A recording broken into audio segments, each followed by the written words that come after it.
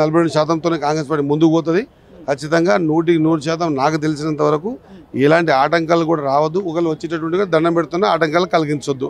ఖచ్చితంగా ఇది ఒక లోతైన ఆలోచన విధానంతో బీసీల పట్ల ఒక మంచి ఆలోచన ఉన్న పార్టీ కాంగ్రెస్ పార్టీ. రేవంత్ రెడ్డి గారికి మంచి ఆలోచన ఉంది, రాహుల్ గాంధీకి ఆలోచన ఉంది. కాబట్టి వాళ్ళు తీసుకునే నిర్ణయం, ఆ నిర్ణయాన్ని మీరు ఒకవేళ వాళ్ళకి పేరు వస్తుందని చూడకండి. దీంట్లో బీసీ బిడ్డలు ఎవరు గెలిచినా బీసీ బిడ్డలే గెలుస్తారనే కోణంలో చూడండి. ప్రజాక్షేత్రంలో ఎవరైనా గెలిపించచ్చు. గెలిచినోడు బీసీ బిడ్డ అనే కోణంలో చూడండి. ఖచ్చితంగా ప్రాబ్లం స్టార్ట్ అవుతుందని తెలియజేస్తాను.